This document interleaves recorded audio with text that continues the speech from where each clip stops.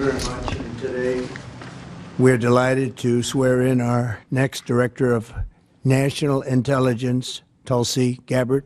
Most of you know Tulsi. She's a fantastic woman. Tulsi, I want to just congratulate you, your husband, Abraham, your sister, and all of your friends. A lot of friends here. You have a lot of friends. I noticed that, huh? I'm grateful. They were all fighting for you. It worked out very well. Tulsi Gabbard's an American of extraordinary courage and exceptional patriotism. She's devoted her entire life to public service, and I've watched her for years on different shows and everything. I said, she's a woman of great common sense, and, you know, we like the common sense. It's a word that's being used a lot. I think we started it in terms of politics, but it's a word that's used a lot. It's usually pretty effective, too, and you really are. I've watched you even on Larry King. You know, you're very young. I don't know how you were Larry King, but you're very young. But you were, and you always had the situation covered properly. At 21 years old, Tulsi became the youngest woman ever elected to the Hawaii State Legislature. After 9/11, she joined the Hawaii Army National Guard and deployed abroad 3 times, and highly respected by everybody. So many people writing in letters saying she was so exceptional even then. She continues to serve as a lieutenant colonel in the U.S. Army Reserve, and Tulsi also served 4 terms in the United States House of Representatives, where she was a member of the House Armed Services Committee. She is a former vice chair of the National Democratic Party. Can you believe that? And here she is. That's very nice. We have a few of them. But she was never a Democrat. She was, at heart, she was a Republican. I watched her. And was a 2020 Democrat candidate for President of the United States. It's not easy, right? It's not so easy. People think it's easy. It's not easy. Throughout her service, Tulsi has always distinguished herself as a leader of the highest caliber. She's earned the respect and admiration and love of Americans on both sides of the aisle as her profound commitment to the values that keep us free, and she really does have those values as much as anybody. In recent years, Tulsi has been a courageous and often lonely voice speaking out against radical left's attacks on free speech and the dangers of an unelected deep state. And I have to say she was very, very strong for me when I was going through all of the fake news and all of the problems that we had with some very sick people. She was always out there. Before I really knew her as well, she was out there defending me, so I appreciated that, Tulsi. But the threat of a warmongering military-industrial complex and the weaponization of government and governmental people that go out and persecute. They like to persecute people that are innocent. Tulsi herself became a target of that weaponization when she was outrageously placed on a suspected terrorist watch list by the Biden regime. It's a very evil regime after criticizing their appalling abuses of power. And I'm confident that as Director of the National Intelligence, Tulsi will work tirelessly to keep America safe. And she's been doing that her entire career. I think it's going to be a very natural day for you when you walk in. It's just have to keep the way you are. Just stay the way you are. She'll be clear-eyed and she'll be focused on the threat of radical Islamic terrorism and lots of other threats, too, threats from within, and give no quarter to America's foreign enemies. At the same time, I'm entrusting Tulsi with the responsibility of overseeing urgently needed reforms to the U.S. intelligence community to protect the rights and the civil liberties of all Americans. She'll provide the American people with transparency, eliminate corruption, shrink the bloated bureaucracy, and restore honesty, integrity, and trust to the national security state. There's only one thing I can say, that there's nobody like her for this job. This was a very easy one for me. She was recommended by some of the top people in that world. It's a little world, you know. It's a little smart world. It sometimes can be an evil world when the wrong people are there, but we have the right one. She's had so many great recommendations. I would say Pam was right up there with her, Pam Bondi. She had a lot. I know her a little bit better, and you're doing a fantastic job after about 3 or 4 days, right? You've had a lot of experience, but you've never seen anything like this, Pam. But you're going to do fantastic as the Attorney General, fantastic. So thank you and congratulations. We did this with Pam a few days ago, and this is again my honor. So congratulations to Tulsi, and I think Pam is going to administer the oath, and when she does that, I'll sign your new certificate. Good. Thank you. Thank you very much, everybody.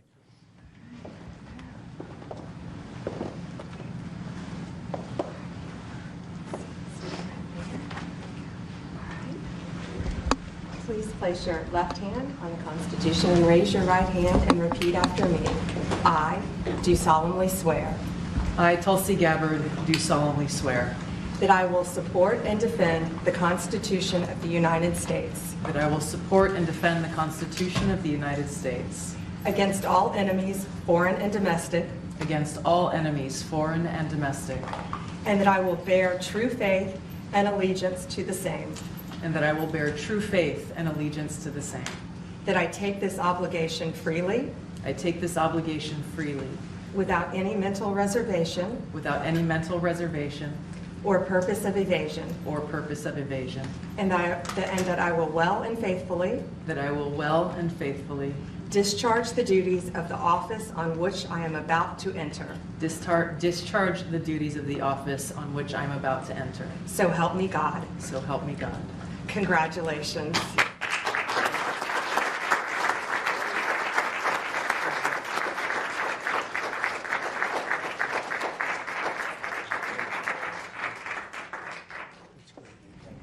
It's a big deal. Thank you. Okay.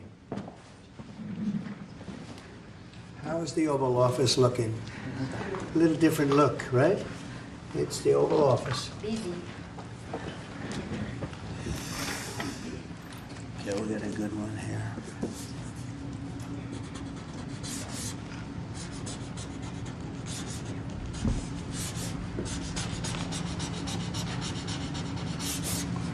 Okay, not bad. Ready? I'll stand out there. I think we'll do it right here. Come on over here, Abraham.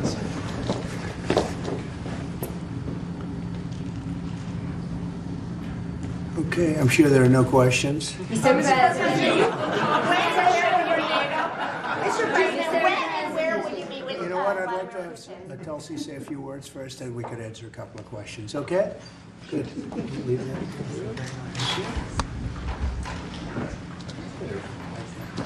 That's good.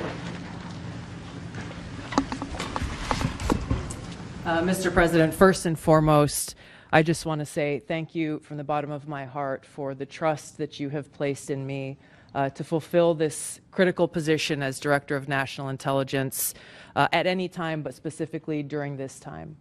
Unfortunately, the American people have very little trust in the intelligence community, largely because they've seen the weaponization and politicization of an entity that is supposed to be purely focused on ensuring our national security.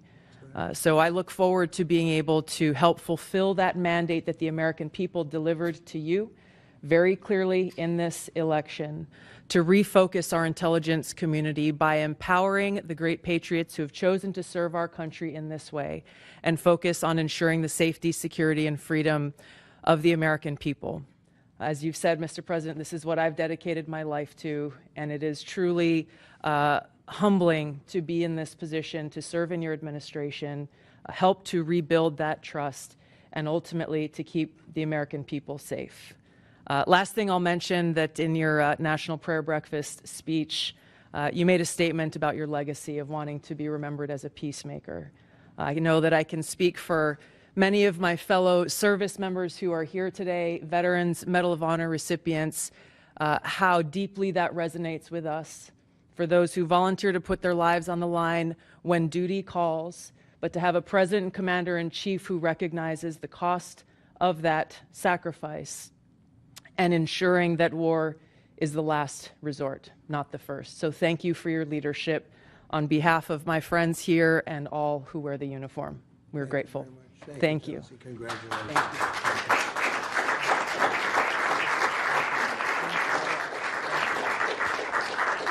Thank you. When and where do you plan on meeting with Vladimir Putin? And were there any preconditions set to agree to this meeting?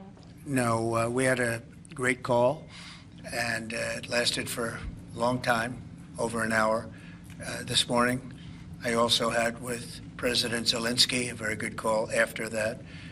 And I think we're on the way to getting peace. I think President Putin wants peace, and President Zelensky wants peace, and I want peace. I just want to see people stop getting killed. We're very far away from that particular war, but that's a vicious war. Probably 1.5 million soldiers killed in a short period of time. I've never seen anything. I have pictures that are, you wouldn't believe it. You wouldn't believe what you have to look at. Young, beautiful soldiers that are just being decimated. And it would be nice to end it immediately. But we had a very good talk with, people didn't really know what President Putin's thoughts were, but I think I can say with great confidence he wants to see it ended also. That's good. And we're going to work toward getting it ended and as fast as possible. It's a horrible situation going over. It's flat land, and the bullet goes off, and the only thing it can hit is a body, a human body, a young human body. And they're losing just tremendous numbers of mostly soldiers. The cities and towns have been largely demolished. It's a shame what's happened to that country. It would have never happened if I were president. That I can tell you. Would have never happened. It's to look at that. And October 7th would have never happened either, by the way, the Middle East. But we'll get it. I think we'll get it. We'll get something done. We're going to be meeting. Actually, tomorrow they're meeting in Munich, as you know, and we're going to have some other meetings. And I'll be dealing with President Putin largely on the phone, and we ultimately expect to meet. In fact, we expect that he'll come here, and I'll go there, and we're going to meet also probably in Saudi Arabia. The first time we'll meet in Saudi Arabia, see if we can get something done. But we want to end that war. That war is a disaster. It's a really bloody, horrible war. Did you Saudi Arabia, the first meeting will happen? I think so. We think we're going to probably meet in Saudi Arabia, the first meeting. Any idea when? Hasn't been set, but not too distant future. Will Zelensky be part of that meeting? We both understand, we know the Crown Prince, and I think it'd be a very good place to meet. So it sounds like that would just be a meeting between you and Putin and perhaps the Crown Prince, but not President Zelensky? Probably we'll have a first meeting, and then we'll see what we can do about the second Did you meeting. also commit to go to Ukraine? What about Ukraine? Did you commit to go to Ukraine as No, well? I haven't. I haven't committed to Would go you to go? Ukraine. I would think about going. Yeah, I'd think about it. No problem. You say today, Mr. President, that they received your vision. What is your plan to end this war? Like today, Secretary. Well, I'm not going to tell you my plan. I can just tell you we've made a lot of progress. This should have been done by Biden, not by me, because this has been going on for now a long time, years. And it should have been done by Biden. Just like the young gentleman that I brought home yesterday after 2 weeks. We worked on it for 2 weeks. He was a fine man, and he was in there for 3.5, almost 4 years. And they weren't able to do a thing, and I got him out. And as you know, I didn't pay $6 billion. I didn't pay anything. We did a trade, and we did a good job. We got him out in 2 weeks. It should have been out years ago. Really should have been out years ago. Propose NATO membership for Ukraine? I don't think it's practical to have it, personally. I know that our new Secretary of Defense, who's excellent, Pete, made a statement today saying that he thinks it's unlikely or impractical. I think probably that's true. I think long before President Putin, they said there's no way they'd allow that. This has been going on for many, many years. They've been saying that for a long time, that Ukraine cannot go into NATO. And I'm okay with that. I just want the war, whether they are or they're not. But it certainly would seem to be that most people have said that that is something that's not going to happen. Are you freezing out President Zelensky of this process a bit? Isn't there a danger of that? No, I don't think so, as long as he's there. But, at some point you're going to have elections, too. You're going to have an election. He says he wants security assurances, Mr. President. What does that look like? In terms of what? If the war were to end, he says he wants guarantees of security. We'll see what that means.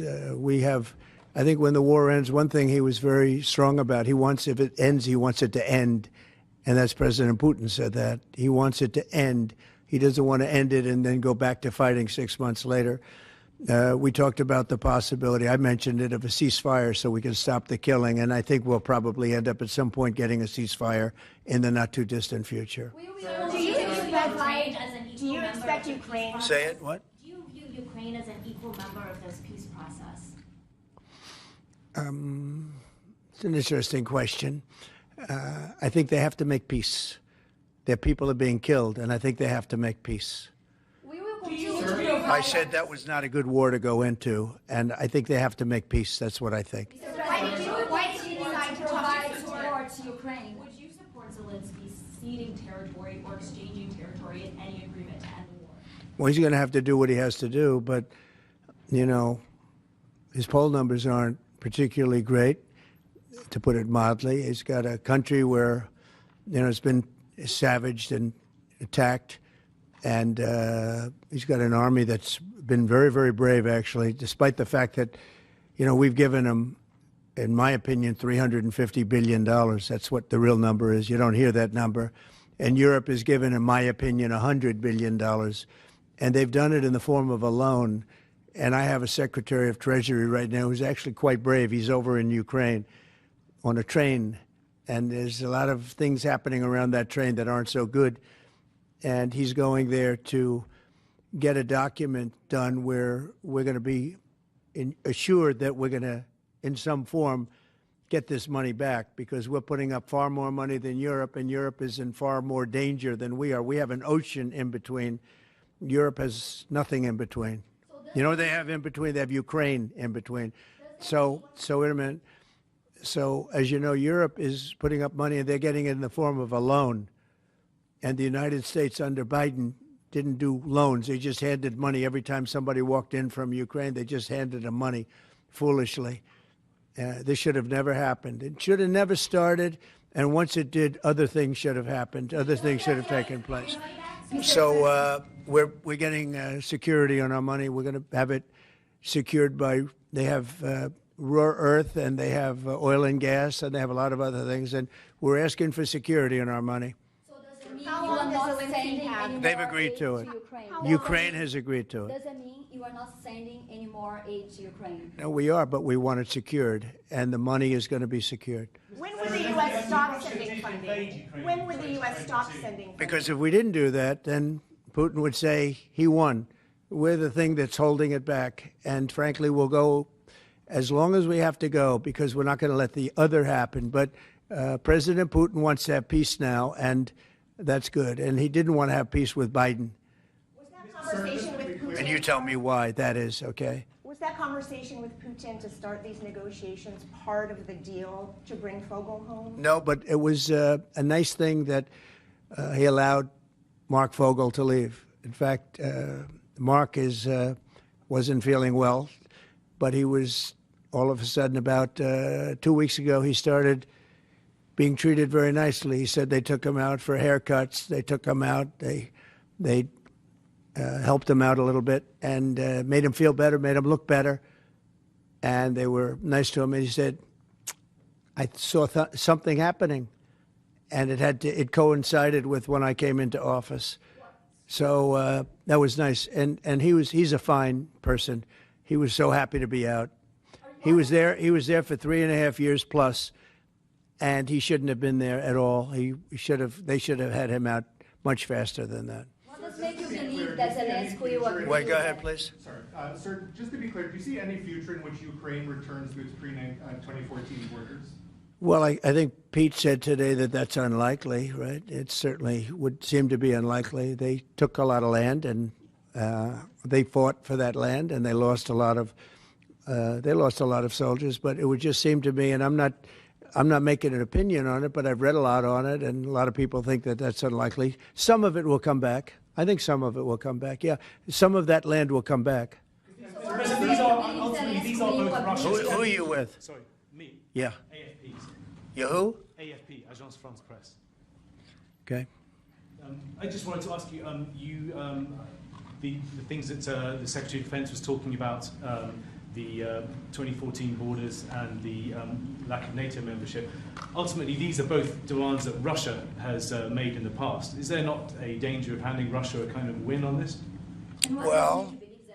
Well, I think that if you look at the war, the way the war is going, you'll have to make your own determination.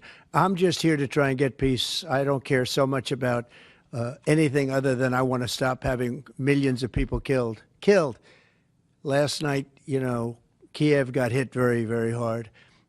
I want to see people stop getting killed. That war is ridiculous. It should have never happened, and it would have never happened. Yeah, a couple of more questions. Are you planning to sign? Are you planning to sign an executive order on reciprocal tariffs, sir? Yes, I am. In fact, I may do it today, and if I do it today, I could almost do it right now. Would you like me to talk about it now? I don't want to take anything away from this young lady's day, because this is her day, and I may do it later on, or I may do it tomorrow morning, but we'll be signing reciprocal tariffs. The world has taken advantage of the United States for many years. They've charged us massive tariffs that we haven't charged them. And as you know, I just did something on steel and aluminum, 25%.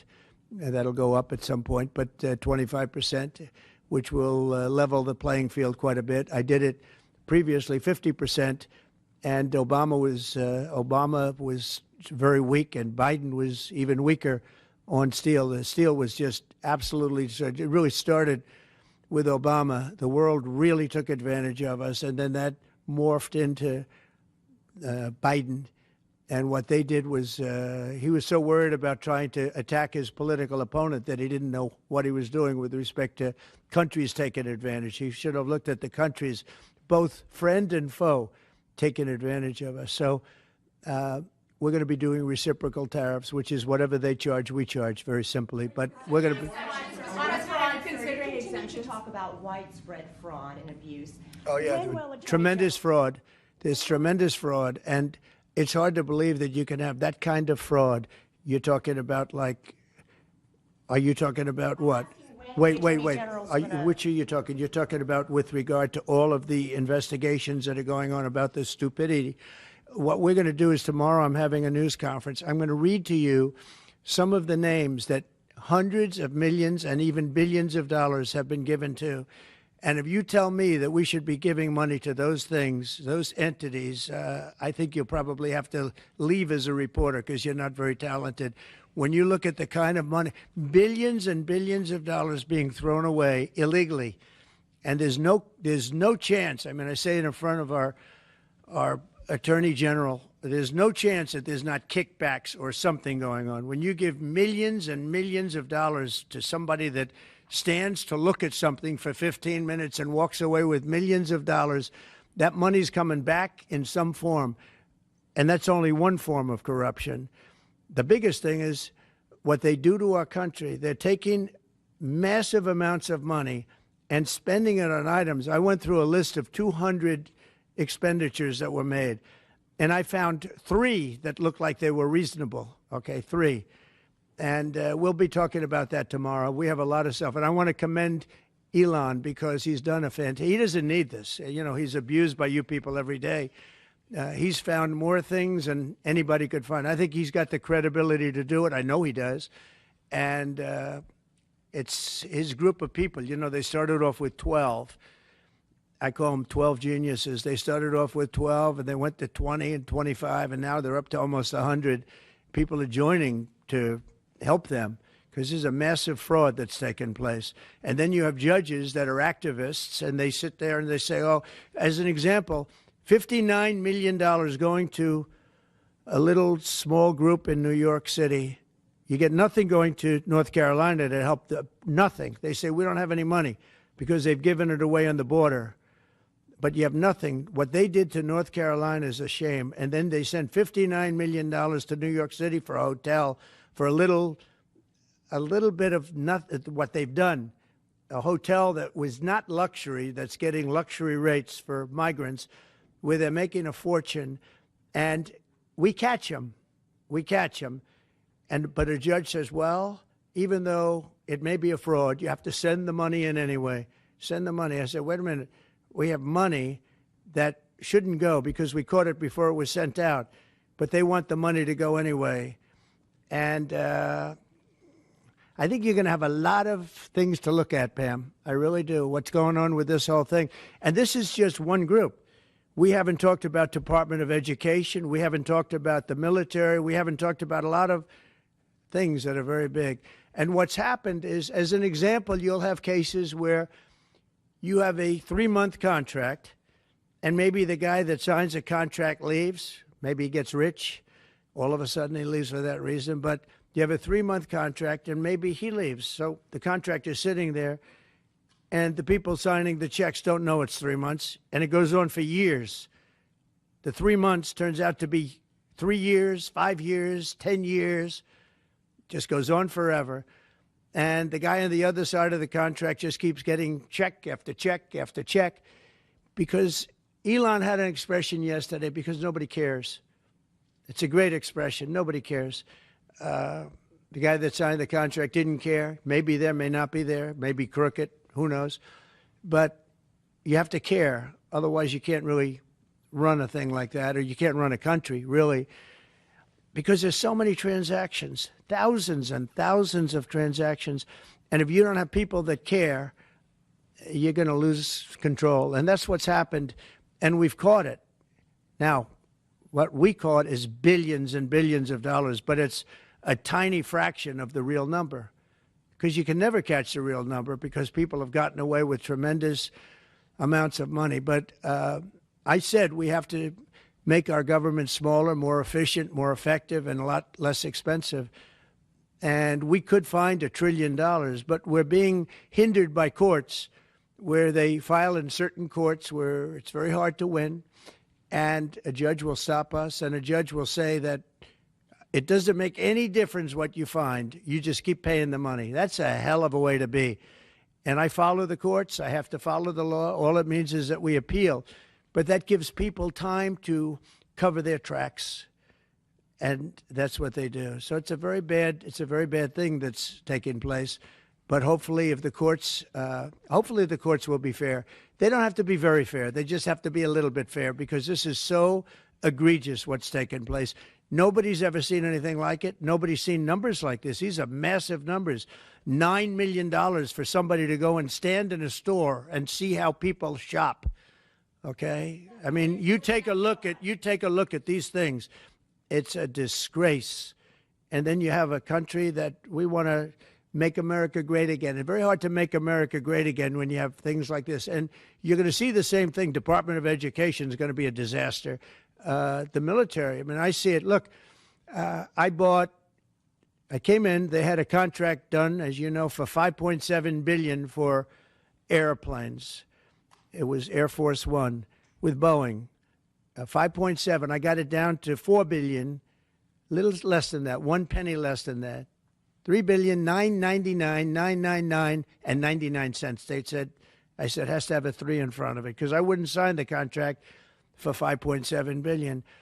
I was able to cut $1.7 billion off the price, and it didn't take me long. $1.7 billion.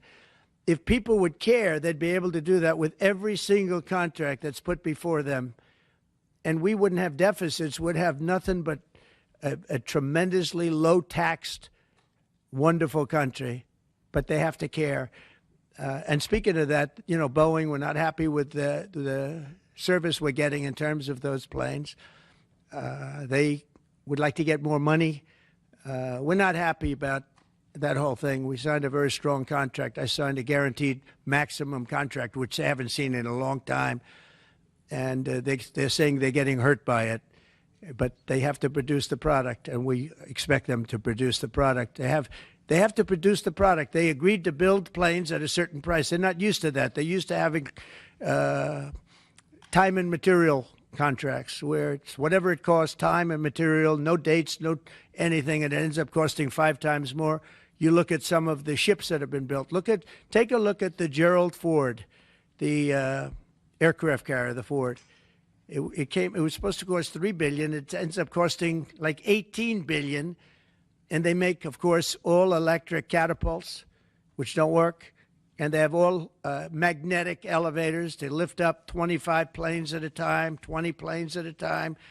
And instead of using hydraulic, like on tractors that can handle anything from hurricanes to lightning to anything. They use magnets. It's a new theory. Magnets are going to lift the planes up, and it doesn't work. And they had billions and billions of dollars of cost overruns. I met the architect. I said, have you designed a ship before? This is one of the biggest ships in the world. It's like landing at LaGuardia Airport. But you look at the kind of waste, fraud, and abuse that this country is going through, and we have to straighten it out. We have great people going into the military in terms of we need ships, we need a lot of things. We have great people, we have business people going in. But when you look at what's happened to our purchasing, and when you look at the USAID, when you look at the things that they're giving to them, the billions of dollars that they're giving to, and it doesn't make sense. It is interesting that when you're looking for fraud, you look at items, hundreds of items, and you'll find one or two, maybe, if you're lucky. Here's something where you look at data, and they're all fraudulent. You know, by just looking at the topic, they're all fraudulent, except it's the opposite. You'll find one or two that's like a legitimate reason. So I just want to thank Elon for going through it. I want to thank all the people that are working with him. You know, we have a big group of people. I think the lowest IQ is about 160. That's very high. I think you have a couple of 182s in there, but they're doing a fantastic job. He doesn't need it, and they don't need it, but we're showing things, and it's going to be it's a big. People have no idea how important it is. Yeah. How soon do you want the Department of Education to be closed? Oh, I'd like it to be closed immediately. Look, the Department of Education's a big con job. We're ranked, so they rank the top 40 countries in the world. We're ranked number 40th, but we're ranked number 1 in one department, costs per pupil. So we spend more per pupil than any other country in the world, but we're ranked number 40. We've been between 38 and 40. The last time I looked, it was 38, and then I looked 2 days ago, it came out the new list. It came out at number 40, so we're ranked 40. Norway, Denmark, Sweden, I hate to say it, China, as big as it is, it's ranked in the top 5, and that's a primary competitor. We're ranked number 40. So if we're ranked number 40, that means something's really wrong, right? And I say send it back to Iowa, to Idaho, to Colorado. Send it back to places that, and a lot of Indiana. You have a great new governor. You have a great senator that Jim Banks just got elected. You got great people. I'll tell you what, Indiana is going to be fantastic. We probably have 35, maybe 37 states that will do as well as Denmark, Norway, Finland, Sweden. They'll be just as good. Then you have the ones that we all know about. It'll be the same story. But you know what? Even they will be good. Because you look at New York, you give it to Westchester County, you give it to Long Island, you give it to Nassau County, you give it to Suffolk County. Same thing you go out to, and you give it to upstate New York. So you'd have 4 or 5 sections. You give it to Manhattan. Manhattan's a little bit tougher for some reason. I don't know why it would be tougher, but it is. You give to California, and you go to various areas outside of Los Angeles, and you might have 6 or 7 different subgroups. But generally, like if you go to Iowa, you give it to Iowa. You don't have subgroups, you have Iowa.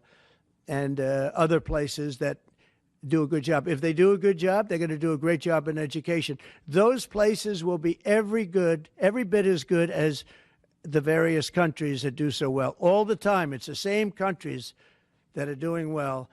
And so we have a Department of Education where people from Washington, D.C., who in many cases don't care about the kids out in the country. They don't care about the farms and the farmer's daughter and the farmer's sons. We have a massive bureaucracy in Washington, D.C. We have buildings that are all over the city. Department of Education. I never said Department of Education's on all these buildings. By the way, nobody shows up to work because they're all working at home. You know, quote, working at home. They're not working at home. And a lot of them have second jobs. And that's the other thing that Elon Musk is looking at. How many of these people are getting checks, working at home, but they're not working because they have second jobs and even third jobs? You're going to find a lot of them. And those people are going to be fired because we have to make our government smaller. All right, one more question. Are you weighing in Yeah, Jennifer, go ahead. Nice to see you. Oh, thank you, sir. Two questions, one on Ukraine again, and then another one on the Kennedy Center. Do you think that as far as your negotiating tactics go, did Pete Hegseth take away some of your negotiating abilities with Putin by taking Ukraine's sovereign integrity off the table, by taking... No, I haven't done that. I'm backing Ukraine. I'm backing Ukraine. Don't say that. I'm approving, but I do want security for our money. You know, Europe is getting security. You know that, right? They're giving their money in the form of a loan. Nobody knows that. And why are we at 350 billion and Europe, which doesn't separate with an ocean like we do, we have a little thing called an ocean in between. Why is it that Europe is paying 200 billion less than us to help Ukraine? Very similar size. If you add up all the European countries, it's a little bit smaller than the U.S. in terms of the economy. Why is it that they're not paying the kind of numbers that they should be paying? And then on top of it, and I've been saying this to Biden, I told Biden, I said, you ought to be asking for either a loan or some kind of a security, like their oil and gas or something for the money, because you're putting up much more money than Europe, and you have no security. Europe's putting up a much smaller amount, and it's in the form of a loan, because we have people that were incompetent in the last administration, grossly incompetent, and we're changing it. But we change it, and all we do is we get hit by lawsuits from the radical left all the time. But here we are. We stand, and I guess we've done okay. Thank you very much, everybody. Thank you. Thank you. Quickly.